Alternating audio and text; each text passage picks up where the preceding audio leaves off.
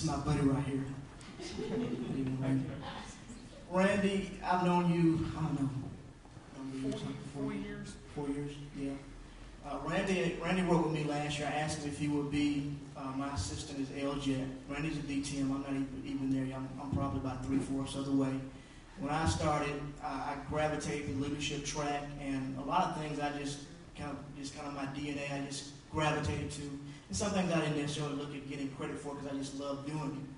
But Randy is a DTM also, and he worked with me last year, assisting me as my LGM assistant. Very knowledgeable, very humble guy, and I really appreciate him so much. Now, Randy, when did you get started in Toastmasters? How did it happen for you? It happened in August 2002. Actually, I went to a counselor, and he recommended that I join Toastmasters. Weird, but he did. So I decided to attend the meetings. And it took, to be honest, it took a little while. I think once I got to my third speech, I got hooked. For the first 2 speeches, I really wasn't too enthused, but I wanted to give it a chance. And then a light clicked, I learned something. I thought, hey, this is pretty interesting. This is fun. I'm learning something. So that's how I got started.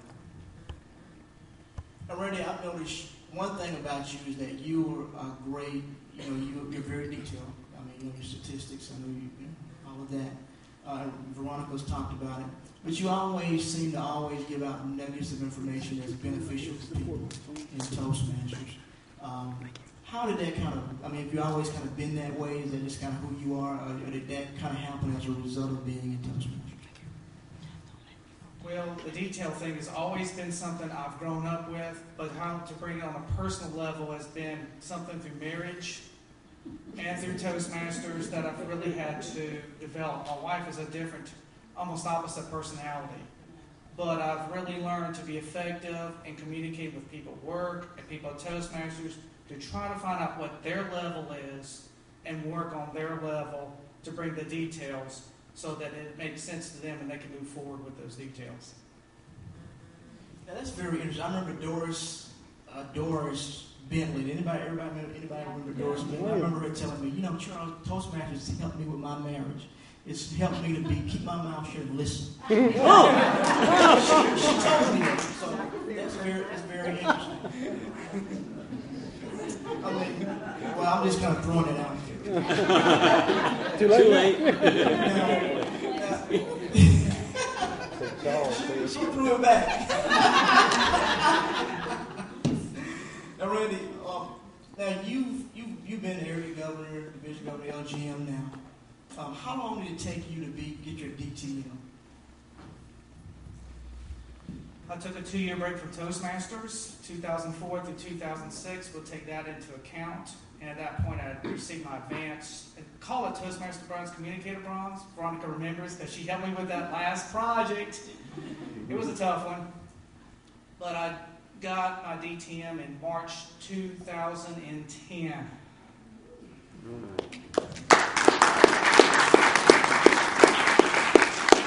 One thing about the leadership track is that it's the high performance leadership that you have to do to get your DTM. Those of you who are not familiar with it, I have an MBA and I teach small business and I also teach corporate finance also. But I think the high performance leadership in Toastmasters is one of the best things as far as really grasping and really getting you involved in the real nuts and bolts of strategic planning. I feel that way. Now, with you, Randy, you've already, obviously you had to do that to get your DTM and you were to do other high performance leadership. Could you explain a little bit about your first HPL and what you did and how it helped you?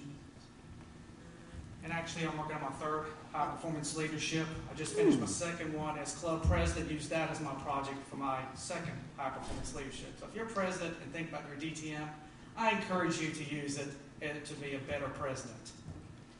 But first one was just to transfer membership to another club, and I think it helped me to be able to make the transfer to protective. I did that to try to help the club get more involved in other meeting roles besides just speaker.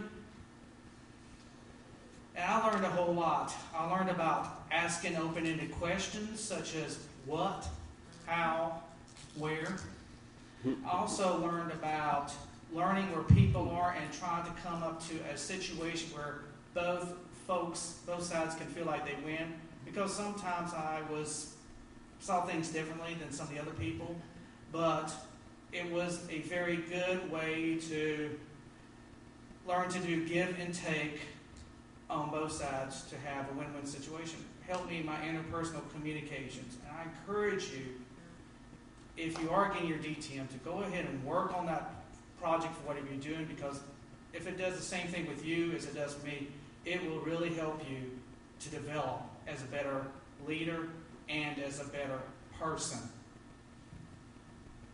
Yeah, just to kind of piggyback on that, the high performance leadership, those of you who are new to Toastmasters, you actually form a committee. You get a number of people, and they report. You report back to them, and you talk about your progress as you've done whatever project you decide. One lady I know, a friend, she decided to do a golf tournament. That was her high performance leadership. You can do a high performance leadership as an area governor, but it's what you decide to do.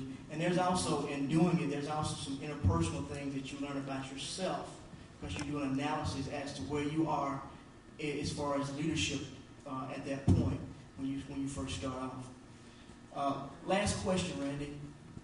You've been in Toastmasters, like you said, like for 9 years now, and you've seen, you're working on your third high performance leadership now, and you're LGM now. You're going to be, going up to LGM and then district governor. Is there anything that you would say to someone just getting started in Toastmasters? I know you were very influential with Veronica. She always talks about how you encourage her. How would you encourage someone who's just new 2 or 3 months in Toastmasters? Well, to be honest, I'm actually working with a person with autism, Asperger's disease, and he's in another club. One of the things is to develop the relationship with the person, to mentor the person. I encourage to get them involved in both the competent communications and competent leadership manual at the same time.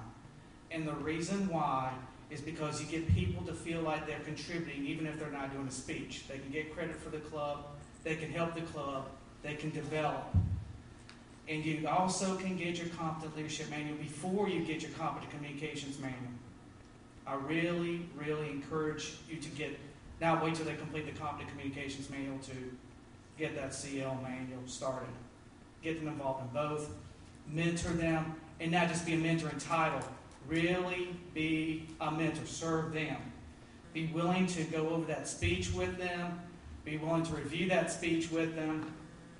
Developing that relationship will make a difference. Find it, and then you can find out where they are and work with them to help them reach their potential.